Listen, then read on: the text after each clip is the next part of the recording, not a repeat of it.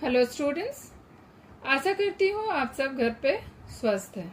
चलिए शुरू करते हैं सृष्टि हिंदी पाठमाला।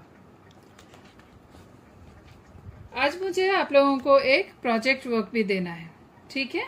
तो आप देख लीजिए प्रोजेक्ट वर्क में क्या करना है। प्रोजेक्ट वर्क हिंदी में बोलते हैं परियोजना कार्य, ठीक है? परियोजना कार्य क्या करना है आपको? किसी भी एक कवि या कवियत्री के बारे में जानकारी प्राप्त कर उनके बारे में लिखे।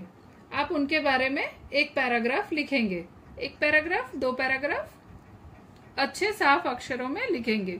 उसी कवि कवियत्री की एक कविता भी लिखेंगे, ठीक है? उसी कवि कवियत्री का चित्र भी चिपकाएंगे।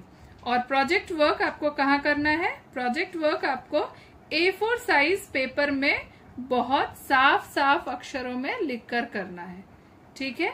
आप A4 साइज पेपर पर ही करेंगे, ठीक है? क्या लिखेंगे उसमें? आप उसमें अपना क्लास लिखेंगे, सब्जेक्ट लिखेंगे, प्रोजेक्ट वर्क लिखेंगे। एक पेज में वो करेंगे, DePaul school class 5 subject Hindi project work, ऐसा लिखेंगे। फिर दूसरे पेज को आप चारों तरफ से लाइन बना देंगे और बीच में सुंदर सा टॉपिक लिख के आपको करना है, ठीक है? क्या करना है?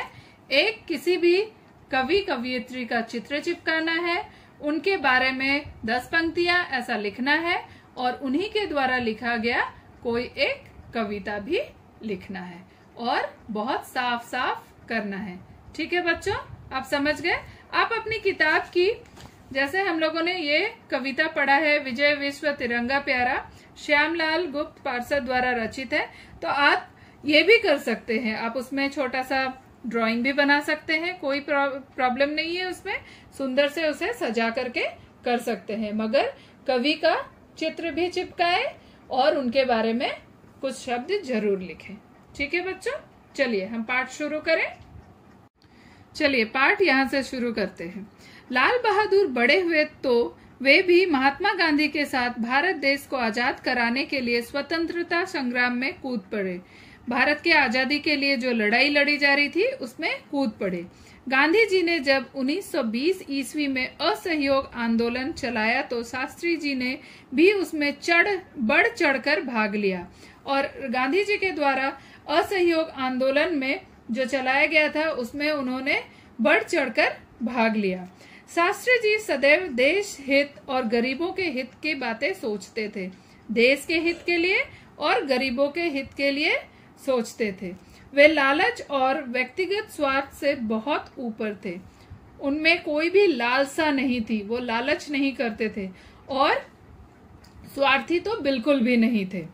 वे भारत की सेवा निस्वार्थ भाव से करते थे, वे दिन रात परिश्रम करते।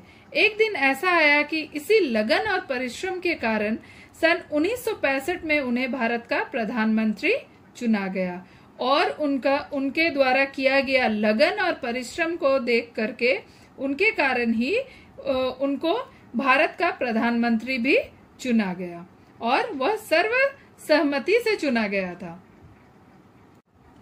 प्रधानमंत्री बनने के बाद शास्त्री जी लगन, परिश्रम और ईमानदारी से शासन की बागडोर संभाली। किसानों के प्रति शास्त्री जी के विचार सराहनीय थे। वे खेती के नए तरीकों को देश में लाना चाहते थे और उन्होंने किसानों के लिए बहुत कुछ किया भी। वे चाहते थे कि किसान खाद्यान्न के मामले में भी आत्मनिर्भर बने रहे और हमारा देश कृषि प्रधान देश है, तो वो किसानों के लिए और हमारे कृषि को बढ़ाने के लिए बहुत से काम किए। सन 1965 में जब पाकिस्तान ने भारत के विरुद्ध जंग का ऐलान कर दिया, उस समय शास्त्री जी ने देश का अभूतपूर्व नेतृत्व किया और युद्ध का मुंह तोड़ जवाब देकर देश को एक नई ऊर्जा से भर दिया। और जिस समय पाकिस्तान ने भारत के विरुद्ध जंग का ऐलान किया, उन्होंने बहुत अच्छे से नेतृत्व किया। शास्त्री जी के विचार गांधी जी से मिलते जुलते थे। उन्होंने सत्य, अहिंसा, ईमानदारी, मेहनत, लगन और आत्मविश्वास को अपने जीवन में उतारा। तो बच्चों, अगर हमें भी अपने लक्ष्य की प्राप्ति करनी है तो हमें हमेशा सत्य, अहिंसा, ईमानदारी, मेहनत, लगन और पूरे आत्मविश्वास के साथ आगे बढ़ना पड़ेगा। ठीक है। देश को ऊंचा उठाने वाले इस महानुभाव का देहांत 11 जनवरी 1966 ईस्वी को हो गया। उनके महान व्यक्तित्व के कारण उन्हें देश में सबसे बड़े सम्मान भारत रत्न से सम्मानित किया गया। तो उनकी महान व्यक्तित्व के कारण ही उन्हें देश में सबसे बड़े सम्मान से, आदर से सम्मानित किया गया, भारत रत्न से सम्मानित किया गया। ठीक है। चलिए, इस पाठ से आपको क्या सीख मिलती है? इस पाठ से हमें यह सीख मिलती है कि इंसान अगर ठान ले तो कठिन से कठिन लक्ष्य को प्राप्त कर सकता है। सही बात कहा है। अगर आप ठान ले और आप सही पथ पर चले और सच्चाई का साथ दे तो आप अवश्य अपने लक्ष्य को प्राप्त कर सकते हैं। ठीक है ना बच्चों? चलिए देखते हैं शब्द अर्थ में शब्दार्थ। स्वतंत्रता, आजादी, परिश्रम, मेहनत, सहपाठी, साथ पढ़ने वाला, संकोच, झिझकना, शर्म करना, संग्राम, लड़ाई, सत्य, सच, मधुर, मीठा, बाधा, कठिनाई, रुकावट, दृढ़ संकल्प, पक्का इरादा, सम्मान, आदर। आपको क्या करना है? सभी शब्दों को अपनी कॉपी पर लिखेंगे, अर्थ भी लिखेंगे, पूरे पाठ को फिर से अच्छी तरह से पढ़ेंगे। ठीक है। और हम लोग नेक्स्ट वीडियो में आगे अभ्यास जो भी दिया हुआ है उसे करेंगे।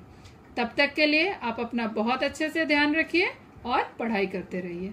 धन्यवाद।